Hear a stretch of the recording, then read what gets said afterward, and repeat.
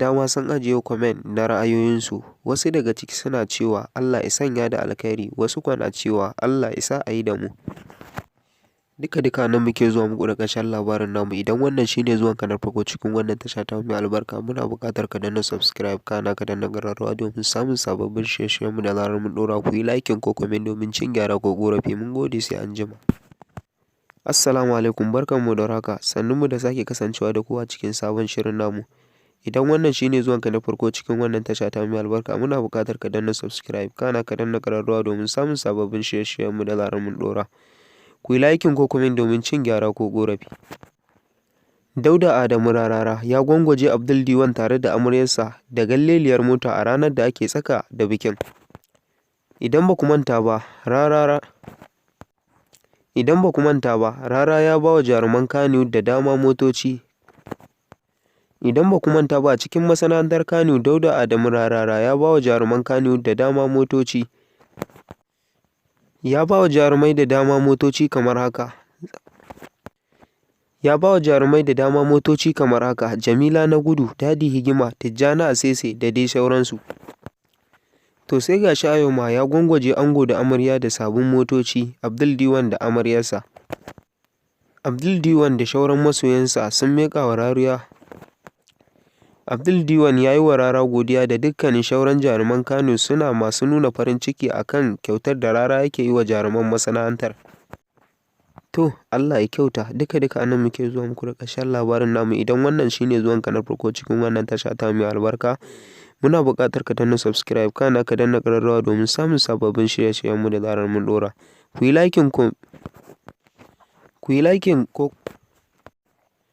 Ku yi liking ko comment domin cin gyara ko ƙorafi. Mun gode, sai anjima. To daman Hausawa suna cewa matar mutum kabarinsa. Assalamu alaikum, barkanmu da warhaka, sannunmu da sake kasancewa da ku a cikin sabon shirin namu. Inna lillahi wa inna ilaihi raji'un. Allah yi wa marigayi Sani Garba SK rasuwa, fitaccen jarumin nan kuma actor a cikin masana'antar Kannywood. Kafin mu je ga kallon bidiyon jana'izar gadan-gadan, idan wannan shine zuwanka na farko cikin wannan tasha ta mai albarka, muna buƙatar ka danna subscribe kana ka danna ƙararrawa domin samun sababbin shirye-shiryenmu da zarar mun ɗora. Ku yi liking ko comment domin cin gyara ko ƙorafi. A labarin da muka samu kwana biyu da suka wuce, Sani Garba SK yana nan da rayinsa, sai ga sha 'yan makonnin nan da suka gabata Allah ya masa cikawa. To Allah ya ji kansa, Allah ya kuma gafarta masa, Allah sa hakan shine mafi alkhairi a gare shi. Mun samu labari a wata majiya mai zaman kanta, jaruman Kannywood da dama sun wallafa a shafinsu na Instagram suna masa addu'a Allah ya ji kansa, Allah ya kuma gafarta masa. Waɗanda suka wallafa addu'a a gare shi a shafinsu na Instagram sun haɗa da ficacciyar jaruman nan ta masana'antar Kannywood, Hajiya Hadiza Gabon, Adam A. Zango, Nuhu da dai sauransu. Duka nan muke zuwa muku da ƙarshen labarin namu. Idan wannan shine zuwanka na farko cikin wannan tasha ta mai albarka, muna buƙatar ka danna subscribe ka danna ƙararrawa domin samun sababbin shirye-shiryenmu da zarar mun ɗauka. Duka nan muke zuwa muku da ƙarshen labarin namu. Idan wannan shine zuwanka na farko cikin wannan tasha ta mai albarka, muna buƙatar ka danna subscribe kana ka danna ƙararrawa domin samun sababbin shirye-shiryenmu da zarar mun ɗora. Ku yi liking ko comment domin cin gyara ko ƙorafi. Mun gode, sai anjima. Ni ba cikakkiyar budurwa ba ce a cewar Rahama Sadau. Kafin mu je ga kallon bidiyon, idan wannan shine zuwanka na farko cikin wannan tasha ta mai albarka, muna buƙatar ka danna subscribe kana ka danna ƙararrawa domin samun sababbin shirye-shiryenmu da zarar mun ɗora. Ficacciyar jarumar Kannywood Rahama Sadau ta bayyana cewa ita ba cikakkiyar budurwa ba ce domin ta jima da rasa budurcinta kuma ba ta hanyar aure ba.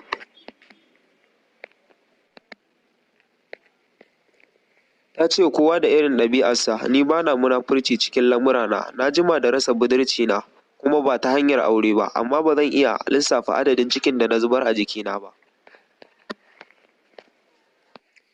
Assalamu alaikum, barkanmu da warhaka, sannunmu da sake kasancewa da ku a cikin sabon shirin namu. Gaskiyar dalilin da yasa aka canja Salma ta cikin shirin kwana 90 mai dogon zango. Kafin mu je ga kallon bidiyon gadan-gadan, idan wannan shine zuwanka na farko cikin wannan tasha ta mai albarka, muna buƙatar ka danna subscribe kana ka danna ƙararrawa domin samun sababbin shirye-shiryenmu da zarar mun ɗora. Ku yi liking ko comment domin cin gyara ko ƙorafi. Mutane na tambaya me yasa aka canja Salma, har wasu na fushin cewa ba za su sake kallon seasons ɗin ba. Ga dukkanin alamu ran fans ya ɓaci sosai tunda har suke yanke hukunci ba tare da sun san dalili ba.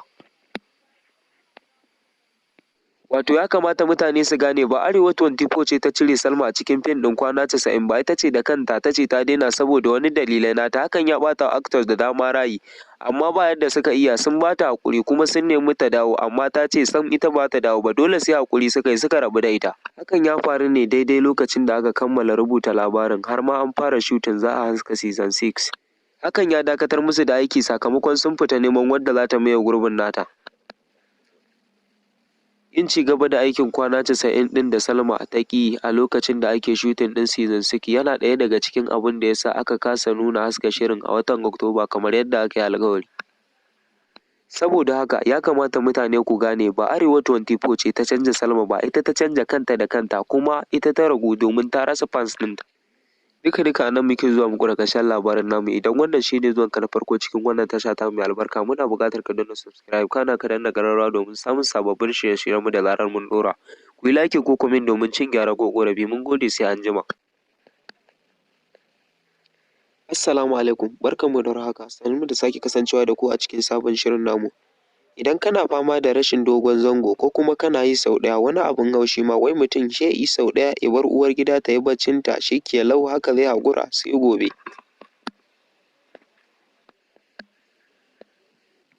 Fatanmu shi ne kullum 'yan uwanmu maza suna saukewa nauyin da ike kansu, ba wai sauƙi na abinci da suke ciyarwa da matayensu ba, idan har ba sa gamsar da matayensu to haƙiƙa a ran lahira sai Allah ya tambaye su.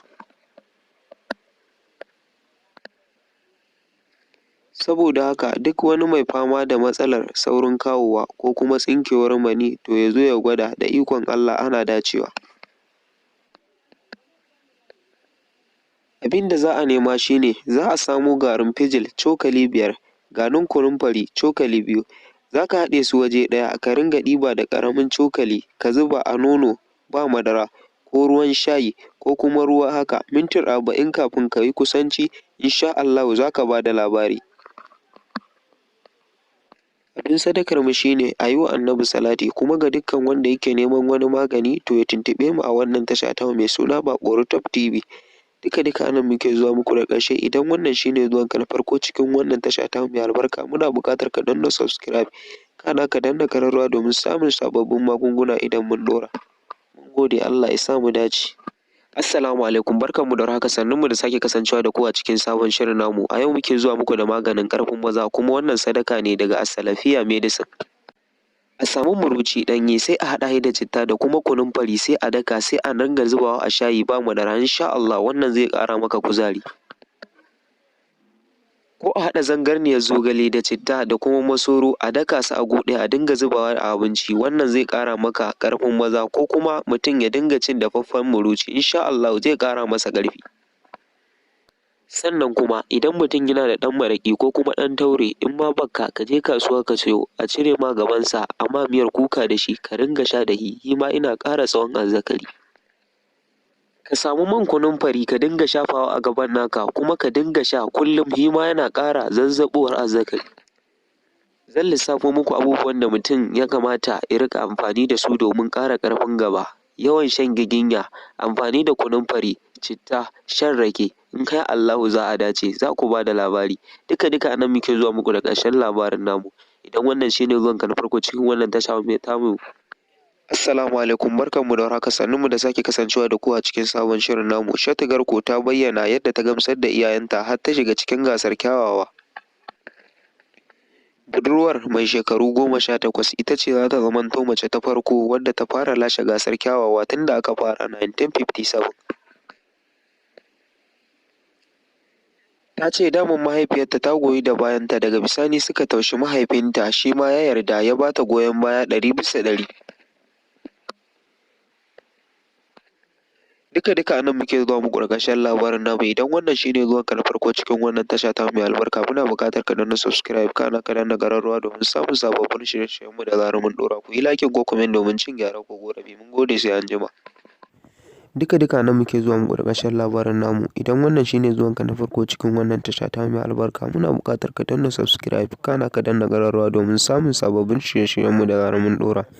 Ku yi like ko comment domin cin gyara ko ƙorafi. Mun gode, sai anjima. Assalamu alaikum, barkanmu da warhaka, sannunmu da sake kasancewa da ku a cikin sabon shirin namu. Ficacciyar jaruman nan ta masana'antar Kannywood Nana za ta tare da angonta tsohon mijin Momi Gombe wanda aka fi saninsa da Adam Fasaha, wanda shi ma tsoho ne a cikin jaruman. Assalamu alaikum, barkanmu da warhaka, sannunmu da sake kasancewa da ku a cikin sabon shirin namu. Me ra'ayinku game da Princess Mufida kuma Salma a cikin shirin kwana 90 game da wannan bidiyon da ta saki? Idan ba ku manta ba, a kwanakin baya ana ta rade radin cewa Salma kwana 90 ta bar shirin fin, wanda har aka tsiye ta aka tambaye ta menene hujja ta ki faɗa. Jarumar ta bayyana cewa ita kawai ra'ayinta ne in nuna mata kawai ta fice daga ciki ba wai komai ba, amma ce dai ta rahin masoyanta. Duk da dai kamfanin Arewa 24 sun nemi da jarumar ta dawo ta ki dawo. Shine a 'yan kwanakin ne muka samu rade radin cewa Princess Mufida mawaƙiya ita ce za ta ci gaba da takalar din Salma cikin kwana 90. Sai gashi wannan mawaƙiya kuma Salma a cikin shirin kwana 90 ta saki wata bidiyo da kuma wasu hotuna waɗanda ba su dace ba. Ko me za ku iya cewa game da wannan? Muna buƙatar ku danna subscribe, kana ku danna ƙararrawa domin samun sababbin shirye-shiryenmu da zarar mu dora. Muna buƙatar ku yi comment da kuma liking akan wannan bidiyo domin cin gyara ko korafi. Mun gode, sai anjima.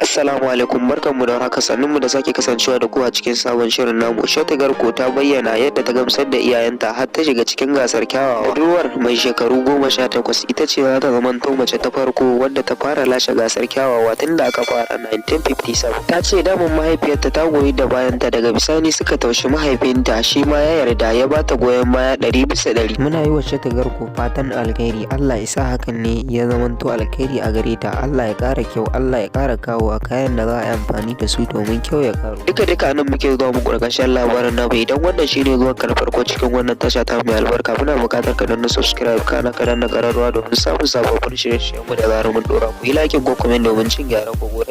Mun gode, sai anjima.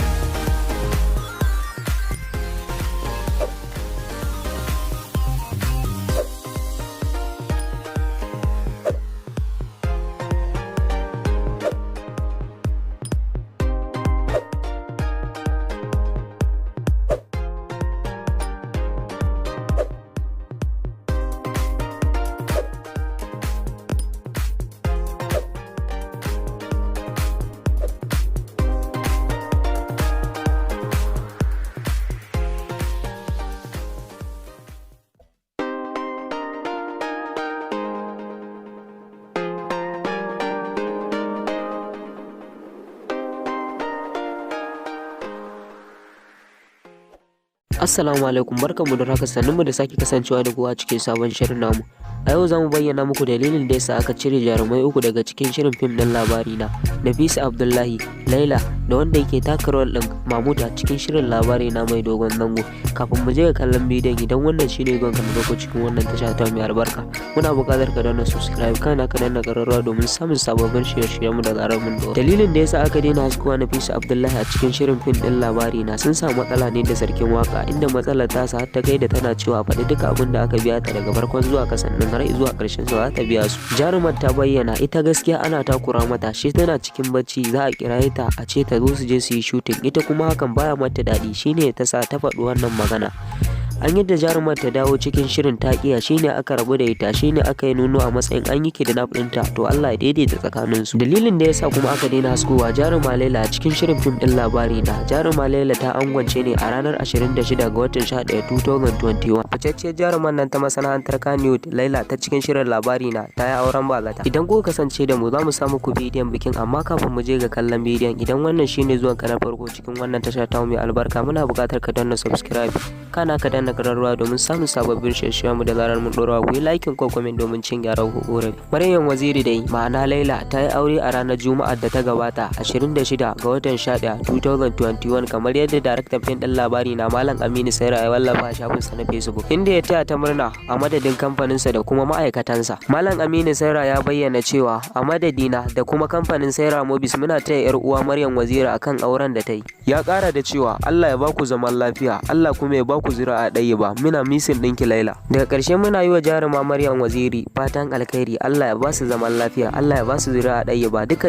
nan muke zuwa muku da ƙarshen labarin namu. Idan wannan shine zuwan ka na farko cikin wannan tasha ta mai albarka, muna buƙatar ka danna subscribe kana ka danna ƙararrawa domin samun sababbin shirye-shiryen mu da zarar mun ɗora. Ku yi liking ko comment domin cin gyara ko ƙorafi. Mun gode, sai anjima. Mahmud ya ɓata darakto Aminu Saira rai, shi ne har isa ya kawo ƙarshen sa a cikin shirin labari na mai dogon zango. Duka da muke zuwa mu da ƙarshen labarin namu. Idan wannan shine zuwan ka na farko cikin wannan tasha ta mai albarka, muna buƙatar ka danna subscribe kana ka danna ƙararrawa domin samun sababbin shirye-shiryen mu da zarar mun ɗora. Ku yi liking ko comment domin cin gyara ko ƙorafi. Mun gode, sai anjima.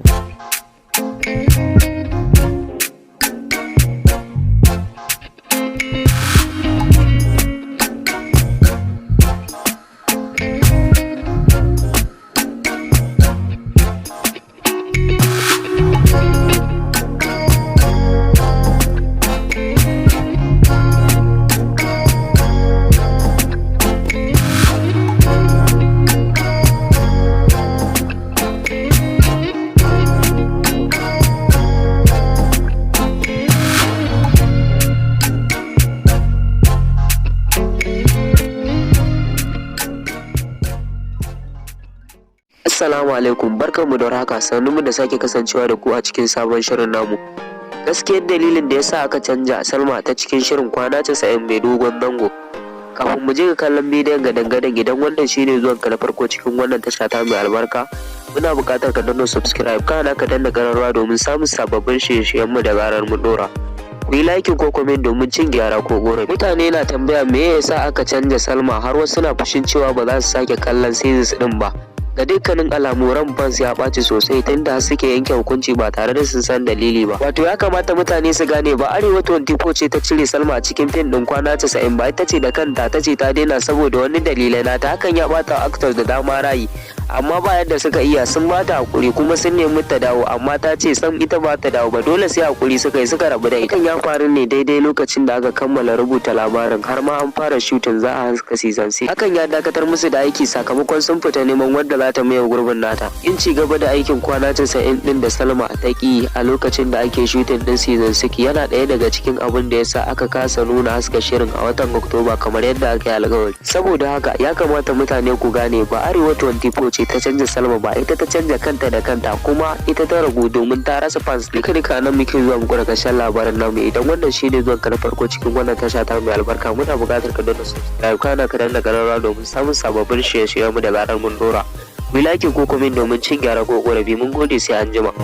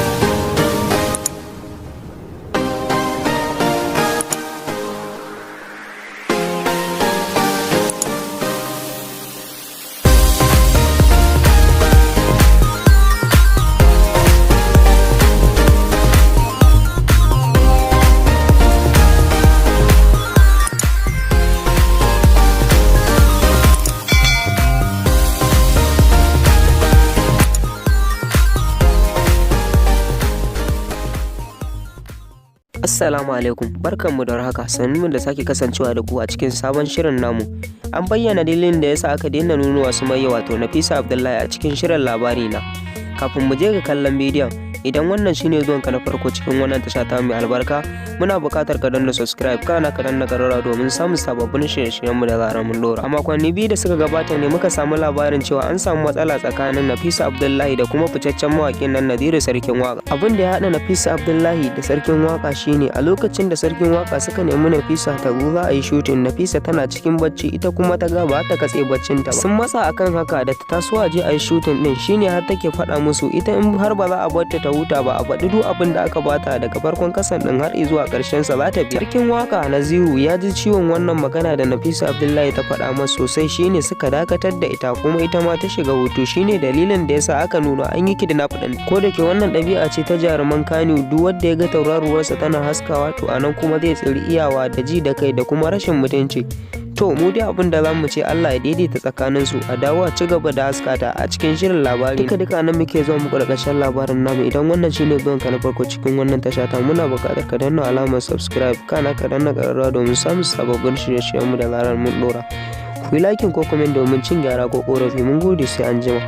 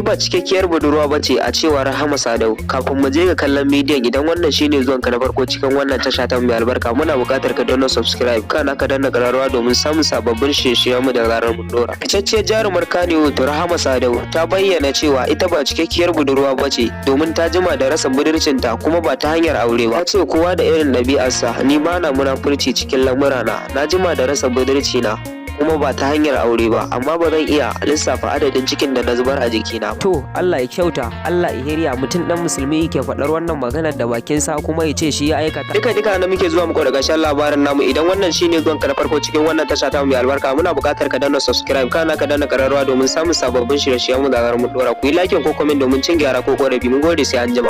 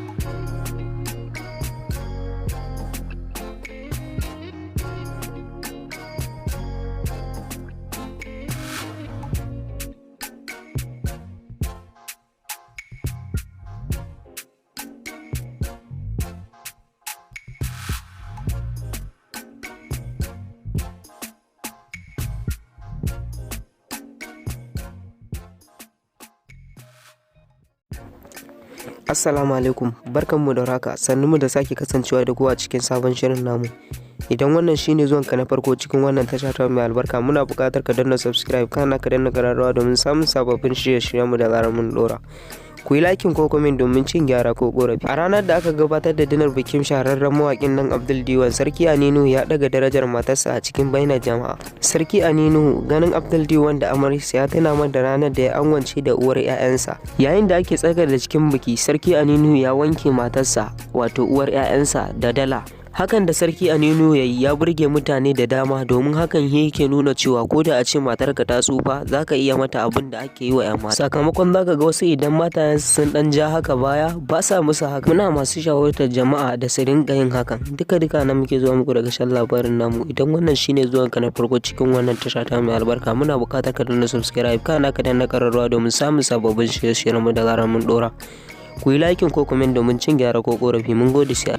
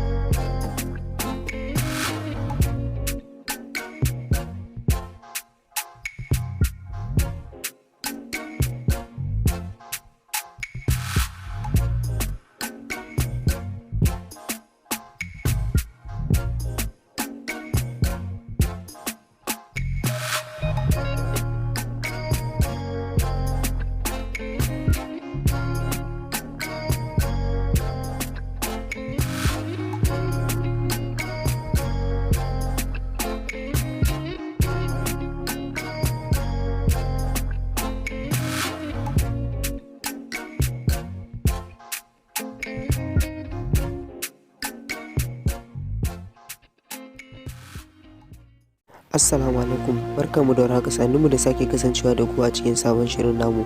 Tsohuwar tauraruwar Kano ta Hafsat Shehu ta sake dawowa cikin harkar fim tsundum don ci gaba da sana'ar da aka santa da shi.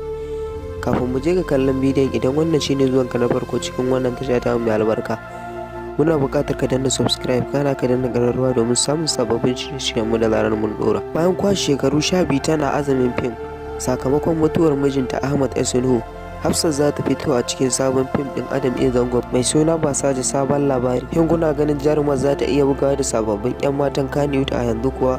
To, Allah ya kyauta, Allah ya sa hakan ne ya ba alkai. Kada ka anan muke zuwa muku da ƙarshen labarin namu. Idan wannan shine zuwanka na farko cikin wannan tasha ta mai albarka, muna buƙatar ka danna subscribe kana ka danna ƙararrawa domin samun sababbin shirye-shiryenmu da zarar mun. Ku yi likin ko comment domin cin gyara ko ƙorafi. Mun gode, sai anjima.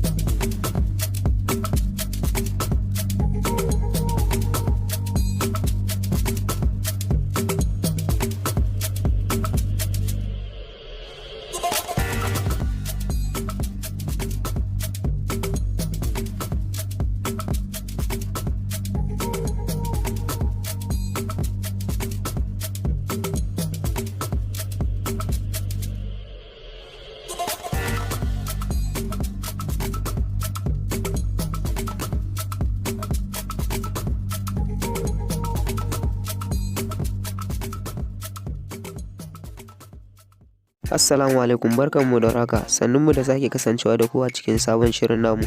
Idan wannan shine zuwanka na farko cikin wannan tasha ta mai albarka, muna buƙatar ka danna subscribe, kana ka danna ƙararrawa domin samun sababbin shirye-shiryenmu da zarar mun ɗora. Ku yi likin ko comment domin cin gyara ko ƙorafi. Dauda Adamu Rarara ya gwangwaje Abdul D1 tare da amaryarsa da galleliyar mota a ranar da ake tsaka da biki. Idan ba ku manta ba, cikin masana'antar Kano, Dauda Adamu Rarara ya bawa jaruman Kano da dama motoci. Ya bawa jarumai da dama motoci kamar haka: Jamila na Gudu, Dadi Higima, Tijjani Asese da dai sauran. To sai gashi a yau ma ya gwangwaje ango da amarya da sabon motoci, Abdul D1 da amaryarsa. Abdul D1 ya yi wa Rara godiya da dukkanin shauran jaruman Kano, suna masu nuna farin ciki akan kyautar da Rara yake yi wa jaruman masana'antar. To Allah ya kyauta, duka anan muke zuwa muku da ƙarshen labarin namu. Idan wannan shine zuwanka na farko cikin wannan tasha ta mai albarka, muna buƙatar ka danna subscribe, kana ka danna ƙararrawa domin samun sababbin shirye-shiryen mu da zarar mun ɗora. Ku yi likin ko comment domin cin gyara ko ƙorafi. Mun gode, sai anjima.